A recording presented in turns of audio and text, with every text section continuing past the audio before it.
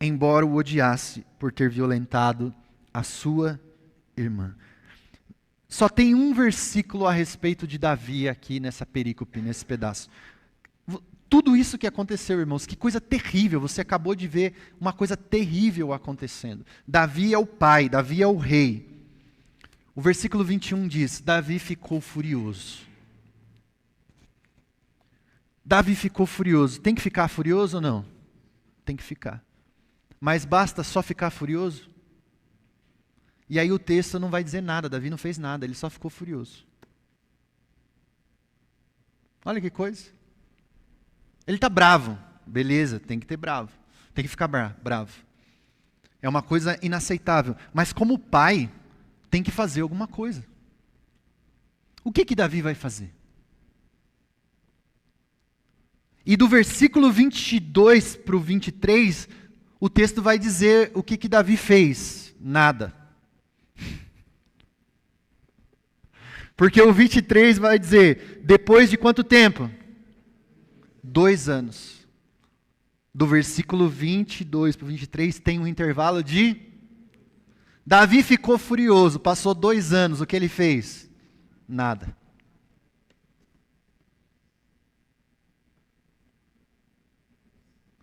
Que coisa. Davi é pai. Aqui a gente fica sabendo então que Tamar não foi acolhida pelo seu pai, que não foi Davi quem cuidou de Tamar. E o versículo vai dizer no 20 que quem acolheu Tamar foi Absalão, e ela ficou morando na casa de quem? De Absalão. Quem que tinha que cuidar dessa menina? O pai. O pai! Gente, então começa a revelar o pecado de Davi, que é este pecado da ausência. Esse pecado da falta de atitude, esse pecado da falta de postura. Esse pecado de não assumir a responsabilidade como o pai, como o líder da casa. Esse pecado de não acolher a menina na sua maior angústia e dor. Ninguém vai querer casar com essa menina, ninguém. Sabendo do que aconteceu, isso é um escândalo em Israel. Ela vai ter que viver como uma viúva para o resto da vida, porque ela foi rejeitada, violentada. Em vez de Davi cuidar dela e ela morar na casa de Davi, é Absalão que está cuidando dela e morando na casa de Absalão. Aqui começam os nossos problemas quando nós somos passivos. Uma família que não funciona bem. A família de Davi não funciona bem, por quê? Porque Davi está carregando o pecado da passividade. Ele está carregando o pecado de não assumir o seu lugar como pai, de não resolver os problemas que têm que ser resolvidos. E aí a gente fica se perguntando, mas por que tudo isso aconteceu? Por que Davi não está agindo? E alguns comentaristas vão dizer, é porque Davi, talvez, isso são subjeções, inferências, mas Davi já havia cometido aqueles outros pecados grosseiros lá. Ele mesmo cometeu um adultério no passado. E pode ser que ele tenha um tipo de pensamento, cara, mas eu fiz isso também. Como é que agora eu vou corrigir meus filhos? Ele não se sente, talvez, com dignidade, com hombridade, para encarar esse problema. Está vendo como são as coisas? Uma coisa puxa a outra. Um pecado arrasta outro pecado e vai levando a família para o buraco. Mas mesmo que este fosse o caso, Davi pediu perdão e ele recebeu o perdão de Deus e aquilo foi resolvido. Ele tinha que assumir a sua postura e agir. Então, senhores pais, o pai, o homem em primeiro lugar, Deus coloca sobre nós o peso de liderar as nossas casas. E eu tenho dito isso, e os homens que participaram no Clube da Luta aqui, né? Quem estava no último aí? A galera do Clube da Luta. Se você não sabe, tem um ministério aqui voltado para homens na nossa igreja. Acontece às últimas quartas-feiras de cada mês, só os homens, para a gente chorar, confessar os pecados, abrir o coração.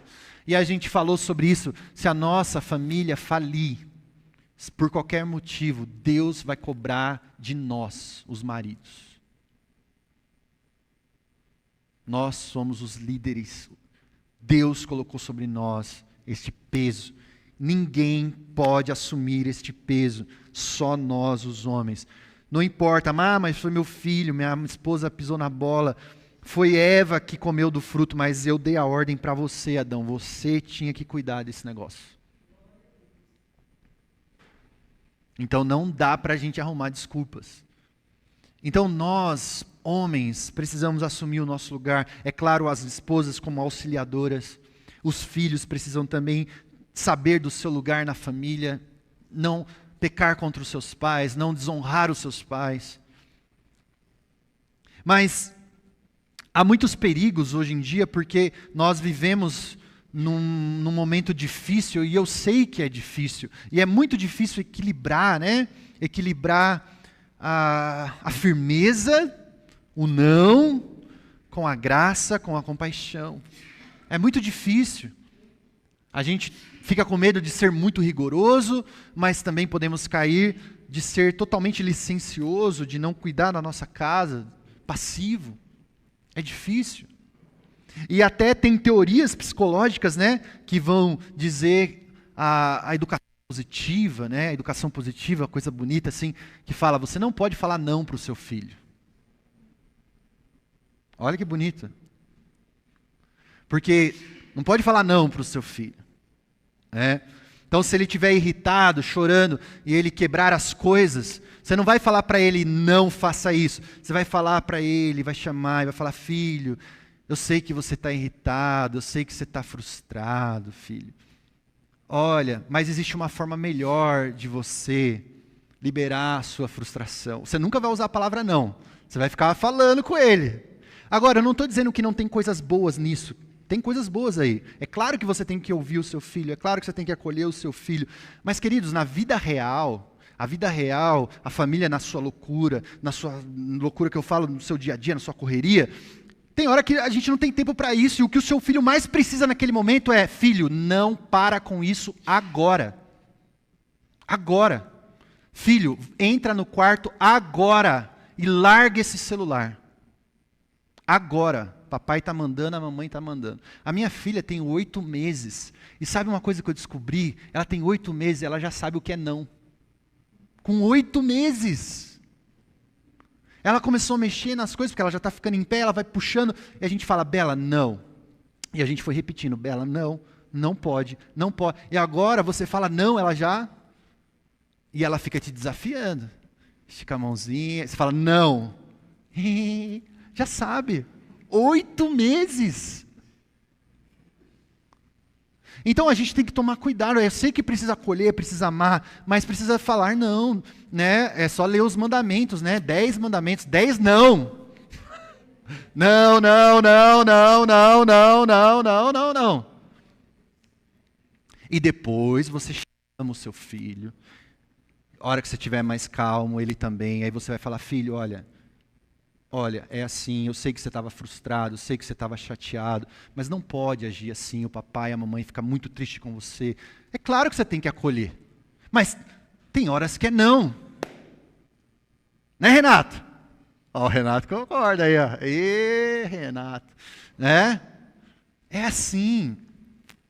A gente precisa assumir esse lugar. Não espere que os seus filhos... Se você tem filho pequeno, não espere que os seus filhos saberá diferenciar o certo do errado. Não espere que o seu filho de 1, 2, 3, 4, 5 anos saiba diferenciar o certo do errado, meu querido. Quem vai dizer isso para ele? É você. O filho dá um tapa no rosto da mãe, não pode falar não, porque senão ele fica mais frustrado. Dá um tapa no rosto do pai. É claro que ele não sabe o que é certo ou errado. Ele está só reagindo às suas emoções. Ele é uma bebê. Mas você tem que pegar a mãozinha dele e falar, filho, não pode. Mas não pode falar não. Tem que... Como assim, cara? Né? Eu e o Amós, de vez em quando a gente conversa e fala da nossa criação, né, Amós? Aquela criação antiga, né? Bem antiga. Tem os pecados também. Tem os erros também, né? Tem. Depois eu te conto a história do galo, aí você vai ver só. O pessoal que conhece a história do galo já sabe. Tem os erros, claro, meus pais erraram, né? Mas a gente precisa ir ajustando. Não é nem isso e nem aquilo. Mas é ensinar os nossos filhos a diferenciar o certo do errado. É impor limites e, quando preciso, dizer não. Né? Já falei para a Amanda e para o Diego. Ó, vai ser pai. Então, ó, é isso aí, ensinar. Né? A gente brinca. Claro que a gente erra. Claro que eu vou errar. Mas a gente precisa saber.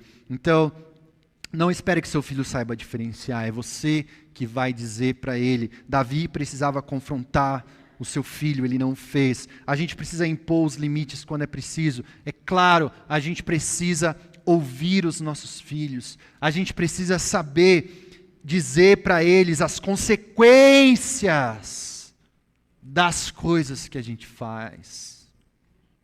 Consequências dos nossos pecados, nas nossas más escolhas. Seu filho precisa entender a gravidade das escolhas que ele fez, para que ele caia em si e tenha consciência da vida que ele está levando. Né? Nas famílias com dependentes químicos, a gente chama isso de codependência. Né? É quando os familiares viram dependentes junto com o próprio dependente, porque assumem as consequências do pecado daquela pessoa. Então é preciso ter um limite aí, quem tem na família sabe como é difícil. Você não virar um codependente, porque você meio que quer assumir as consequências daquela pessoa, não tem jeito.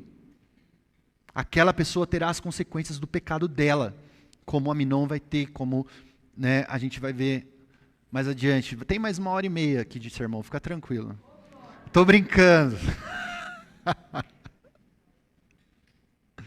Então, dê atenção, sim. Dê atenção. Elogie o seu filho. Né? Abrace o seu filho. Demonstre amor para o seu filho. Carinho. Equilibre essa coisa da graça, do amor e da verdade. Equilibre. Equilibre. Nós vamos parar por aqui hoje.